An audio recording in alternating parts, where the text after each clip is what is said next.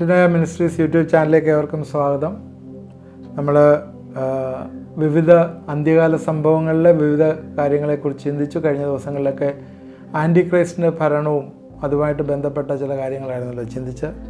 എന്നാൽ അതിൻ്റെ കൾമിനേഷനായിട്ടുള്ള ഹർമഗദോൻ യുദ്ധം, അതിനെക്കുറിച്ചാണ് ഇന്ന് നമ്മൾ ചിന്തിക്കുന്നത്. അതിൻ്റെ എൻഡാണ്, കൾമിനേഷനാണ്. അതിന് മുമ്പ് ചില കാര്യങ്ങൾ നടക്കും, അതിനെക്കുറിച്ച് നമ്മൾ പറയും. കല്യാണം, സദ്യ നടക്കുന്ന കാര്യം പറയും. അതിനകത്ത് പ്രതിഫലവും അതിനോട് ചേർന്ന് ന്യായവിധിയുടെ കാര്യവും നമ്മൾ സംസാരിക്കാം. ഈ ഹർമഗദോൻ യുദ്ധത്തിൻ്റെ ഒരു ഫൈനൽ എൻഡോടുകൂടി അവിടെ പിശാചിനെ പിടിച്ച് തള്ളിയിടുന്ന ആ ഒരു സാഹചര്യം, അവിടെ വരെ വന്ന് നമ്മൾ തൽക്കാലം നിർത്തിയിട്ട് പിന്നീട് അത് മുമ്പുള്ള കാര്യങ്ങൾ ചിന്തിക്കാം എന്ന് വിചാരിക്കാം. യുദ്ധം നടക്കുന്ന ഹർമഗദോൻ ഇസ്രായേലിന് വടക്ക് പടിഞ്ഞാറ് മഹിദോ താഴ്വരയിലാണ് നടക്കുന്നത്. കർമ്മേൽ മലയിൽ നിന്നാൽ ഈ ഹർമഗദോൻ താഴ്വര നമുക്ക് കാണാം. കർമ്മേൽ പർവ്വതത്തിനും താബോർ മലയും ഗൽബോബോ പർവ്വതത്തിനും ഇടയിലാണ് ഇത് സ്ഥിതി ചെയ്യുന്നത്. എന്നുവെച്ചാൽ 3 പർവ്വതങ്ങളുണ്ട്, അതിൻ്റെ ഇടയിലാണ് സ്ഥിതി ചെയ്യുന്നത്. 20 മൈൽ നീളം, 14 മൈൽ വീതിയുള്ള സമതല പ്രദേശമാണ്. മെഗിദോ എന്നതിൻ്റെ എബ്രായ വാക്കാണ് ഹർമഗദോൻ എന്ന് പറയുന്നത്. അതായത് കർമ്മേലിൽ ഏലിയാവ് തീയിറക്കിയ സ്ഥലം എന്നൊക്കെ വേണമെങ്കിൽ ഇതിനെക്കുറിച്ച് പറയാം. നമുക്കറിയാം, അന്ത്യകാലത്ത് ഈസ്റ്റേൺ കൺട്രിയിൽ നിന്ന് വലിയ സൈന്യം ആൻറ്റി ക്രൈസ്റ്റുമായിട്ട് യുദ്ധത്തിന് വേണ്ടി പുറപ്പെടും. എന്നാൽ അവരെല്ലാം അവിടെ ചെന്ന് ആൻറ്റി ക്രൈസ്റ്റുമായിട്ട് യോജിച്ച് കർത്താവുമായിട്ട് യുദ്ധത്തിലേക്ക് ചേരുന്നൊരു ഭാഗം നമ്മളെ കാണുന്നു. ചൈനയിൽ നിന്നും കാശ്മീർ ഭാഗങ്ങൾ താണ്ടി പാകിസ്ഥാനിൽ കൂടി കാരക്കോറം ഹൈവേ ഈ മഗ്ദയിലേക്കുള്ള ഒരുക്കത്തിന് റെഡിയായിരിക്കുന്ന ഒരു ഹൈവേ പണിഞ്ഞിട്ടുണ്ട്. യൂഫ്രട്ടീസ് നദി വരെയാണ് അതുള്ള. യൂഫ്രട്ടീസ് നദി ഫ്രണ്ടിൽ ഇപ്പോൾ അതിൽ വെള്ളം വറ്റത്തക്ക രീതിയിൽ ഡാം കൺസ്ട്രക്ട് ചെയ്തിട്ടുണ്ട്. അത് യൂഫ്രട്ടീസ് നദി താണ്ടി അക്കരെ കയറിയാൽ അവിടെ വെച്ചാണ് യുദ്ധം നടക്കാനായിട്ട് സാധ്യതയുള്ള സ്ഥലം. അതിന് മെഗിദോ എന്നുള്ള പേരിലാണ് ആ സ്ഥലം അറിയപ്പെടുന്നത്. ഈ സ്ഥലമാണ് ദെബോര ബാരക് സീസറയോട് യുദ്ധം ചെയ്ത സ്ഥലം ഇതാണെന്ന് പറയപ്പെടുന്നു.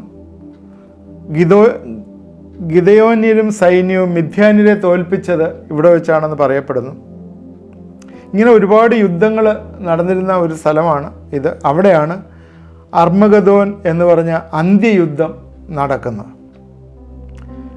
ഇനി അതിൻ്റെ ചേർന്നുള്ള ഭാഗങ്ങൾ വെളിപ്പാട് പുസ്തകം 19 നിന്ന് വായിക്കാം.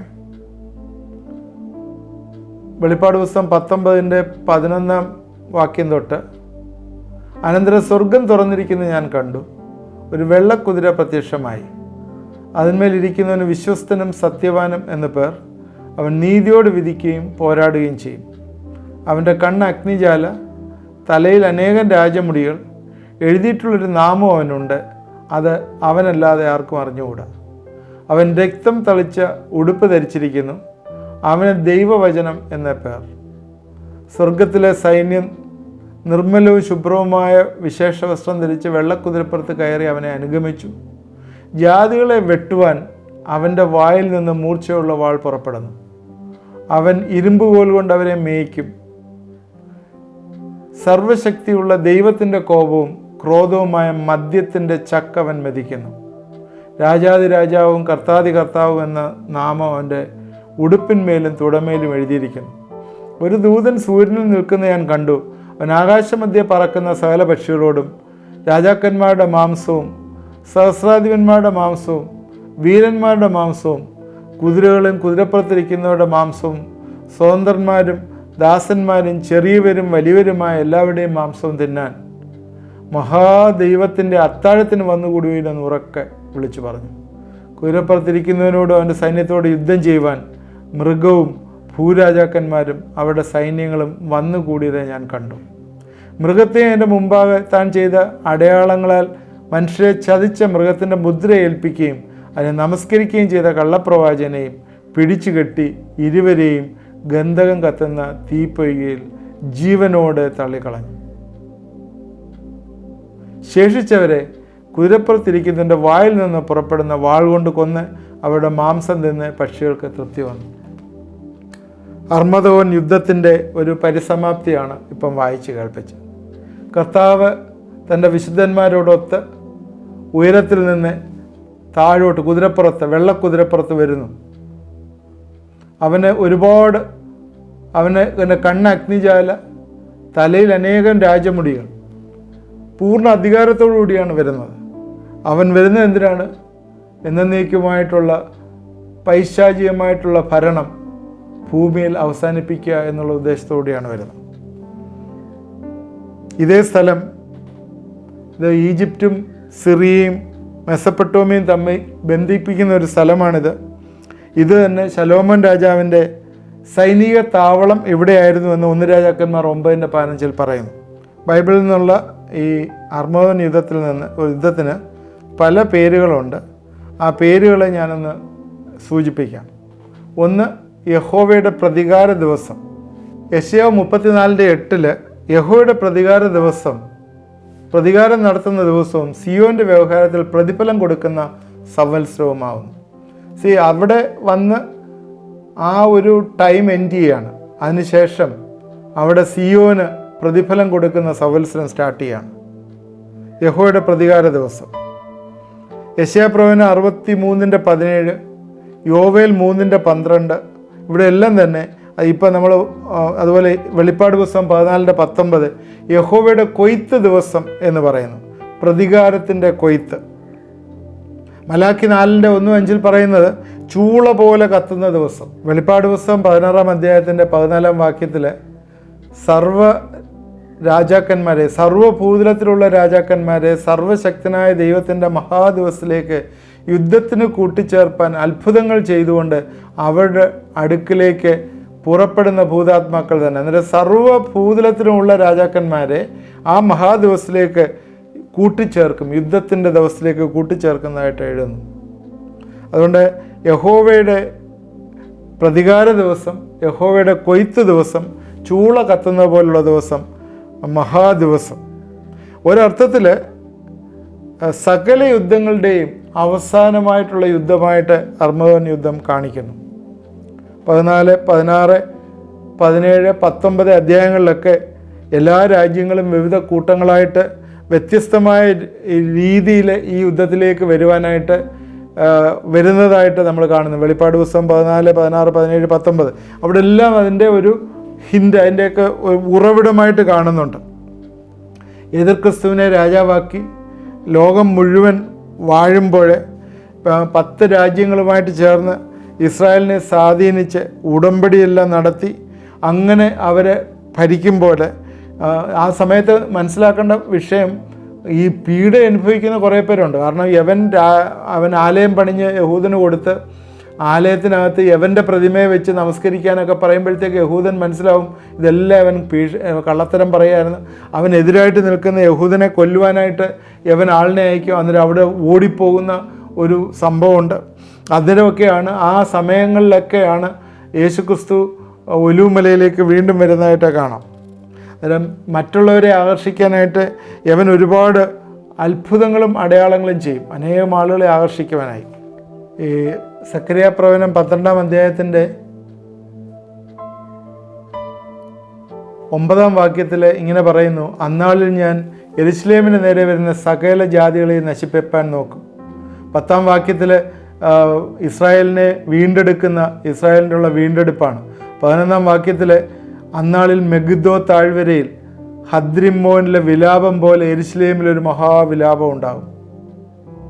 അന്ന് ഈ മെഗിദ്ദോ താഴ്വരയിൽ ആൻറ്റിക്രൈസ്റ്റിനെ തോൽപ്പിച്ചതിന് ശേഷം അവിടെ ഉണ്ടാകുന്ന വീണ്ടെടുപ്പിനെക്കുറിച്ചാണ്, ഇസ്രായേലിൻ്റെ വീണ്ടെടുപ്പിനെക്കുറിച്ച് സംസാരിക്കുമ്പോൾ ഈ ഭാഗത്തെ വീണ്ടും ടച്ച് ചെയ്യുന്നതാണ്.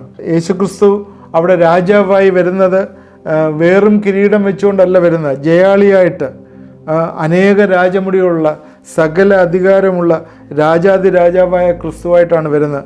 യെരുശലേമിന് കിഴക്കുള്ള ഒലിവുമലയിൽ നിന്ന് അവൻ്റെ വായിൽ നിന്ന് മൂർച്ചയുള്ള വാൾ കൊണ്ട് ജാതികളെ മുഴുവൻ അവൻ കൊല്ലും. അത് അവൻ്റെ വായിൽ നിന്ന് വാൾ വരുന്നതെന്ന് പറഞ്ഞ് വെളിപ്പാട് പുസ്തകത്തിൽ 5 പ്രാവശ്യം റെഫർ ചെയ്യുന്നുണ്ട്. അവൻ്റെ വായിൽ നിന്ന് വാൾ പുറപ്പെട്ട് രാജാക്കന്മാർ തുടങ്ങി സകലരെയും ദൈവത്തിൻ്റെ കോപവും ക്രോധവുമായ മദ്യത്തിൻ്റെ ചക്കിലിട്ട് അവൻ മെതിച്ചു കളയും എന്ന് പറയുന്നു. യെശയ്യാവും അതുപോലെ അത് ചിത്രീകരിക്കുന്നു. യെശയ്യാവ് 61:1 അത് പറയുന്നു. സൈന്യങ്ങൾ തമ്മിൽ ഏറ്റുമുട്ടും, മരിച്ചവരുടെ രക്തം 1200 ഫർലോങ് ദൂരത്തോളം ഒഴുകുമെന്നാണ് പറയുന്നത്. 1200 ഫർലോങ് ദൂരത്തോളം മരിച്ചവരുടെ രക്തം ഒഴുകും. അന്ന് വലിയ അത്താഴത്തിനായിട്ടൊരു ദൂതൻ പറയുന്നത് നമ്മൾ ശ്രദ്ധിച്ചല്ലോ. അത്താഴത്തിനായിട്ട് പക്ഷികളെ അത്താഴത്തിനായിട്ട്, ആകാശത്തിലെ പക്ഷികളെ അത്താഴത്തിനായിട്ട് വിളിക്കും. ചെറിയവരും വലിയവരുമായിട്ടുള്ള മാംസങ്ങൾ, വലിയവരുടെ മാംസങ്ങൾ തിന്ന് തൃപ്തിയാവുകയോളം അത് വിളിക്കുന്നതായിട്ട് കാണുന്നു. തിരുവചനത്തിലെ ഇത് പറയുന്നത് അങ്ങനെ പഴയ പാമ്പായ സാത്താനെയും കള്ളപ്രവാചനെയും അഗ്നികൂപത്തിൽ തള്ളും. 1000 വർഷത്തേക്ക് അഗ്നികൂപത്തിലേക്ക് തള്ളിക്കളയുന്ന ഒരു കാര്യം കാണുന്നു. അതോടുകൂടി മാനുഷിക ഭരണത്തിന് തിരശീല വീഴുന്നു. അതത്രേ അർമ്മഗദോൻ യുദ്ധം. അപ്പോൾ ഈ അർമ്മഗദോൻ യുദ്ധം നടക്കുന്നപ്പോഴാണ് ശരിക്കും അതിനോട് ചേർന്നാണ് യഹൂദന്മാർ തിരിച്ചറിയുന്നത് യേശുക്രിസ്തു ആയിരുന്നു നേരത്തെ വന്ന കർത്താവ് മശിഹ എന്നുള്ളത്. അവർ ക്രൂശിച്ചത് യേശുക്രിസ്തു ആണ് എന്ന് തിരിച്ചറിയും.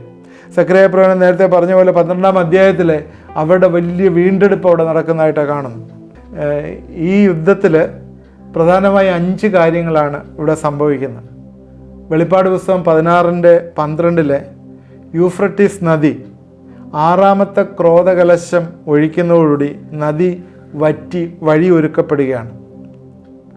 ഏറ്റവും 120 അടിയോളം താഴ്ചയുള്ള ലോകത്തിലെ ഏറ്റവും വലിയ നദിയാണ് വറ്റുന്നത്.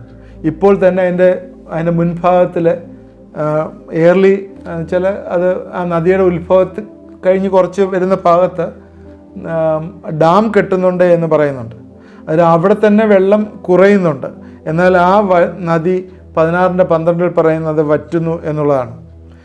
അടുത്തത് നമുക്ക് കാണുന്നത് 2ാമത്തെ കാര്യം, യെരുശലേമിൻ്റെ വീതികൾ എതിർക്രിസ്തുവിൻ്റെ സേന നിറയുന്നു. അത്യാധുനികമായിട്ടുള്ള ആയുധങ്ങളോടുകൂടിയാണ് അവർ നിറയുന്നത്. യോവേൽ 3:9 സക്കറിയാവ് 14 അതിനെക്കുറിച്ച് പറയുന്നു. യെരുശലേമിൻ്റെ വീതികൾ എതിർക്രിസ്തുവിൻ്റെ സേന നിറയുന്നു. ആ സമയത്ത് 3ാമത് ക്രിസ്തുവും തൻ്റെ സ്വർഗീയ സേനയും ഒലിവുമലയിൽ ഇറങ്ങുന്നു.